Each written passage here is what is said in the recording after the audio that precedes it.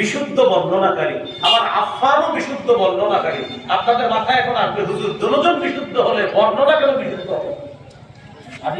আপনাদের এভাবে বুঝাতে সাইদও বিশুদ্ধ, আফফানও বিশুদ্ধ, উস্তাদও বিশুদ্ধ, ছাত্রও বিশুদ্ধ। তাহলে উস্তাদ ছাত্র দুজন বিশুদ্ধ হলেও তাদের বর্ণনাটি কেন বিশুদ্ধ হবে না? যে আপনাদের মেধা পরীক্ষা করি আমি বললে বুঝে ফেলবেন। দেখেন, ছাত্র সাইদ, এই সাইদ ইবনে মিনা এই ছাত্রের জন্ম হইল 136 হিজরিতে। ছাত্রের জন্ম কত হিজরিতে? আর উস্তাদ আফফান ইবনে মুসলিম তার মৃত্যু হলো 110 হিজরিতে। আলেম সারা আপনারা মন দিয়ে শুনে আবার বলবো, ছাত্রের জন্ম 136 হিজরিতে, উস্তাদের মৃত্যু 110 হিজরিতে। উস্তাদ 110 হিজরিতে মারা গেছে, ছাত্রের জন্ম 136 হিজরিতে। সম্পর্ক নাই। আবার মাশাআল্লাহ 110 হিজরিতে বিশুদ্ধ বর্ণনাকারী আফফান তার মৃত্যু, আর বিশুদ্ধ বর্ণনাকারী সাঈদ ইবনে মিনা তার জন্ম 136। কি বোঝা যায়? আসলে তারা ছাত্র উস্তাদ না। তার মানে মাঝখানে একটা বিচ্ছিন্নতা আছে। বলেন মাঝখানে কি আছে? এই বিচ্ছিন্নতার আরবি হলো ইনকিতা। আর ইনকিতা যে সনদে থাকে এটাকে বলা হয় মুনকাতি। আর মুনকাতি সনদ গ্রহণযোগ্য না। এজন্য 12 রবিউল আউয়াল এই কথাটি প্রসিদ্ধ হলেও বিশুদ্ধ নয়। কেন? ওই যে উস্তাদ আর ছাত্রের মাঝখানে বিচ্ছিন্নতা আছে। বুঝে থাকলে বলেন তো, তারা কি আসলে উস্তাদ ছাত্র না একজন আরেকজনকে দেখেই নাই? এরকম ধোঁকাবাজির সুযোগ নাই, দুজন বিশুদ্ধ, সন্দেহ নাই।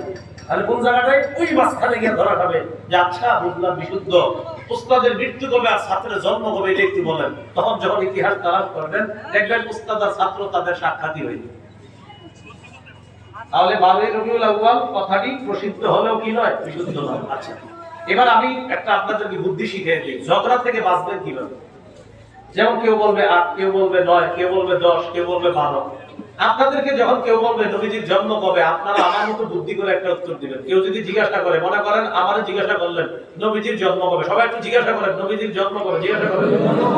এবার আমি উত্তরটা দিয়ে দেখেন, 8 থেকে 12 রবিউল আউয়ালের মাঝে যে কোনো একটি। কি বললাম? 8 থেকে রবিউল আউয়ালের মাঝে যে কোনো একদিন। বাস, আমারে আর কেউ ঝগড়া হবে না। বলে আরে ভাই ঝগড়া করবো কি, অন্য কিছু বলেন না, আপনি তো বলেই দিন। যদি কয় 8, আমি বলবো হ্যাঁ তাও ঠিক। যদি কয় 9, তাও ঠিক আছে। যদি 10 তো আছে, 10 আছে, আর 12 তো আছে, 12 আছে। তো এই জন্য বললাম 8 থেকে 12। রাসূল সাল্লাল্লাহু আলাইহি সাল্লামের জন্ম 8 থেকে 12। বাকি এরপরে আমি বলে দিছি কিন্তু কোনগুলা উলামায়ে কেরামের নিকট বিশুদ্ধ, কোনগুলা প্রসিদ্ধ। আল্লাহ আমাদের সকলকে বুঝে শুনে বাড়াবাড়ি ছাড়াছাড়ি থেকে বাঁচার তৌফিক দান করেন। আমিন। আচ্ছা বলেন তো নবীজির জন্ম কবে? 8 থেকে 12। এই হলো নবীজি সাল্লাল্লাহু আলাইহি সাল্লামের জন্ম তারিখ। আজকের 6 নম্বর আলোচনা 12 রবিউল আউয়াল কেন্দ্র করে রিলিজিয়াসনে জুলুস অথবা ঈদে মিলাদুন নবী পালন, এটা কবে থেকে শুরু হলো? আগে একটু মুখস্থ করি পরে বলি। বলেন 604 হিজরি। 604 হিজরি। ইরাক, মসুল, এই তিনটা মিলিয়ে বলি। বলেন ইরাকের মসুল শহরে বাদশা আবু সাঈদ মুজাফফর আবুল খাত্তাব ওমর ইবনে দিহিয়া নামক জনৈক দাম্ভিক আলেমের মাধ্যমে সর্বপ্রথম 604 হিজরিতে ঈদে মিলাদুন নবীর সূচনা করেন। আমি একবার কিন্তু আপনাদেরকে বলি নাই পালন করবেন না ছাড়বেন, শুধু একটু বললাম নবী দুনিয়া থেকে বিদায় যাওয়ার 604 বছর পরে এটা শুরু হয়েছে। কয় বছর পরে? এরপরে তো আপনারা অনেক বুদ্ধি মানে জন্য পালন করতেন। কয় বছর পরে? 604। তাহলে কয় হিজরিতে শুরু? 604। কোন দেশে? কোন শহর? মসুল। বাদশার নাম আবু সাঈদ। এসে মনে রাখলে হবে, বাদশার নাম আবু সাঈদ। যে হুজুরি দিয়ে শুরু করছে তার নাম আবুল খাত্তাব। বলে একটু খালি মনে রাখলে হবে, কি নাম? আবুল খাত্তাব। আবার কোন দেশে? ইরাক। কোন শহর? কত হিজরি? যে বাদশা শুরু করছে তার নাম, আর যারা দিয়ে শুরু করছে তার নাম আবুল খাত্তাব। এই আবু সাঈদ মুজাফফরের মৃত্যু হলো 630-এ, আর আবুল খাত্তাবের মৃত্যু হলো 633 হিজরিতে। যাই হোক, তাহলে এতটুকু শিখলাম। 604 হিজরিতে ইরাকের মসুল শহরে বাদশা আবু সাঈদ সর্বপ্রথম আবুল খাত্তাব ওমর ইবনে দিহিয়া নামক জনৈক আলেমের মাধ্যমে সর্বপ্রথম ঈদে মিলাদুন নবীর সূচনা দুনিয়াতে করে। এর আগে পৃথিবীতে এটার অস্তিত্ব ছিল না। আল্লাহ আমাদের সকলকে নব আবিষ্কৃত কোন রেলি, জশ্নে জুলুস অথবা বেদাতের বন্ধ থাকে এমন কাজ থেকে আল্লাহ আমাদেরকে হেফাজত করেন। এই হলো আজকের আলোচনার 6 নম্বর আলোচনা। এবারে এই হুজুরটা সম্পর্কে একটু জানি চলেন। কোন হুজুর জানে দিয়ে শুরু করছে কি নাম বলেন সবাই? এই আবুল খাত্তাবের ব্যাপারে ইবনে হাজার আসকালানী রাহমাতুল্লাহি আলাইহি বলেন, এই লোকটা কাসীরুল ওয়াকিআতি ফিল আইম্মাতি ওয়া ফিস সালাফ মিনাল উলামা। এই লোকটা অতীতের বড় বড় আলেমদের ব্যাপারে উল্টাপাল্টা কথা বলতো। লোকটা ছিল দাম্ভিক টাইপের, খাবিসুল লিসান, সব সময় গালিগালাজ করত। এখনো দেখবেন যারা এই বিষয়গুলো নিয়ে দলিলে পারে না, তারা সর্বশেষ একটা গালি দেয় আমাদের। দলিলে না পারলে আমাদের আল্লামা আহমদ শফী সাহেব রহমাতুল্লাহ আলাইহি সহ আরো বড় বড় উলামা কেরাম যারা, তাদের নাম নিয়ে তখন প্রথমে দলিলে যখন না পারে আর কি, সর্বশেষ অস্ত্র গালি দেয়। অত্যন্ত ভদ্রতার সাথে বলি, আমি চিন্তা করে আছে গালি দেয় কেন? তখন আমি ইতিহাস পেয়ে গেলাম, এই কাজ যে শুরু করছে এর স্বভাব ছিল গালি দেওয়া। তাই বংশ পরম্পরায় এখনো আমাদেরকে যারা গালি দেয়, ওই যে তাদের লিডার গুরু গালি দিচ্ছে, তাই এখনো তারা গালি দেয়। এটা কোনো আপনার ইতিহাস, এটাও গালি দেয়। এর সুন্দর বলে দিবেন যে গালিটা কিন্তু এই কারণেই দিচ্ছেন, আপনাদের গুরু যিনি ছিলেন তিনি গালি দিচ্ছেন। এই হলো আপনার খাবিসুল লিসান, ভাষা ছিল কর্কশ, গালিগালাজ মুখ দিয়ে ব্যবহার করত। শাদীদুল কিবরি, প্রচন্ড দাম্ভিক টাইপের মানুষ ছিল। মুতাহামিনান, দুর্বল প্রকৃতির মানুষ, অলস টাইপের ছিল। আর শুধু উলামায়ে কেরামের বিরুদ্ধে উচ্চার রটনা করত, আর শুধু তাদেরকে গালিগালাজ করত, তাও বড় বড় ইমামদের নাম নিয়ে এসে গালিগালাজ করত। আল্লাহ আমাদেরকে হেফাজত করেন। এই তার মাধ্যমে সর্বপ্রথম এটা সূচনা হয়। আজকের আলোচনার 7 নম্বর আলোচনা। কত গেল? 6 গেল না? হ্যাঁ 6 তো গেল। 7 নম্বর আলোচনা মিলাদুন নবী। মিলাদুন নবী মানে জানি কি? জন্ম। ভাই মিলাদ বুঝেন কি জানি অর্থ? মিলাদ মানে বলেন নবীজির জন্ম, এই অর্থে মানি। বলেন মিলাদ মানে কি? পুরাটা বলেন সবাই। মিলাদ মানে আই তো দেখি গো। মিলাদ মানে এই অর্থে মানি। রাসূলুল্লাহ সাল্লাল্লাহু আলাইহি সাল্লাম তার জন্মদিনে যে আমল করতেন, আপনারা সবাই এই আমল করার চাই।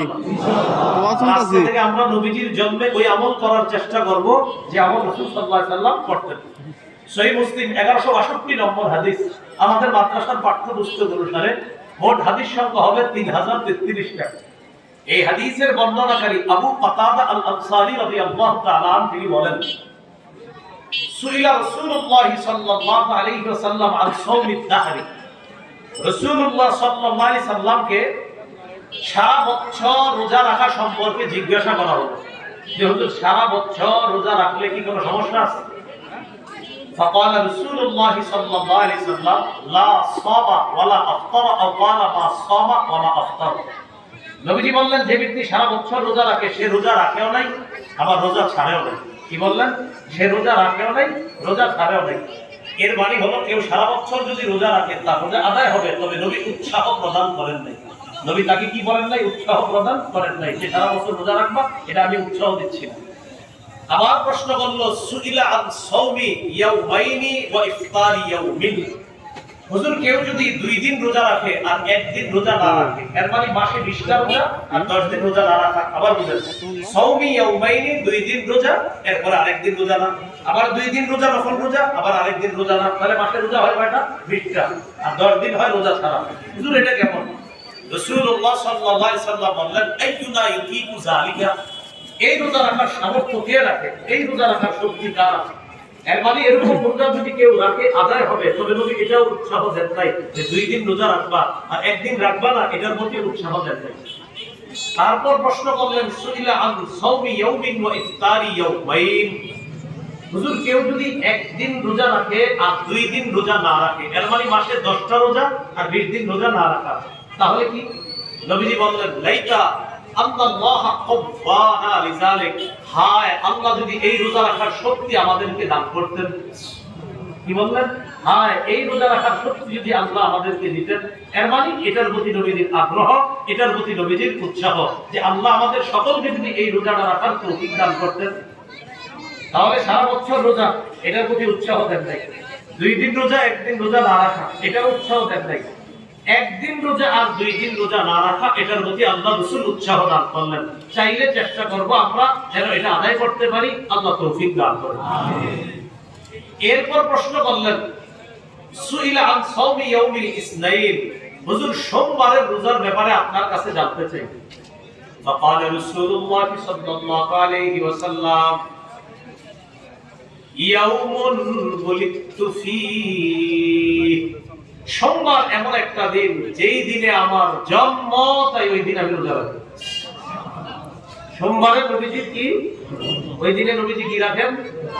সোমবার বছরে একদিন, হ্যাঁ সপ্তাহে একদিন। তাহলে সোমবার কি বছরে একদিন না প্রতি সপ্তাহে? অতএব কেউ যদি বলে রাসূল সাল্লাল্লাহু আলাইহি সাল্লামের জন্মদিনে আমি আমল করতে চাই, ওই ব্যক্তির জন্য আশিকে রাসূল হিসাবে আমল হলো প্রতি সপ্তাহে সোমবার রোজা রাখা। বছরে একদিন অনুষ্ঠান করলেন আর খাইলেন, নবী জন্মদিনে রোজা রাখলেন, আপনি খাইলেন, নবী জন্মদিনে রোজা রাখলেন আর আপনারা খানার আয়োজন করলেন, এটা কেমন কথা আমারে বলেন? আমি শরীয়ত বলছি না, শুধু এটা জিজ্ঞাসা করছি আপনাকে।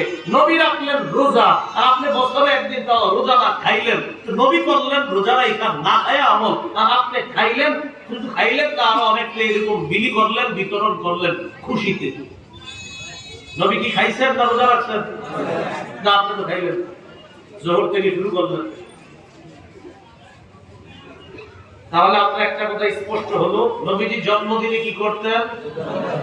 বছরে একদিন না প্রতি সপ্তাহে? কি বারে? এই আমল রাসূল সাল্লাল্লাহু আলাইহি ওয়াসাল্লাম জন্মদিনে করতেন। যদি কেউ চেষ্টা করেন এটা আপনি করতে পারেন। আল্লাহ আমাদেরকে প্রকৃত আশিক রাসূল হওয়ার তৌফিক দান করুন।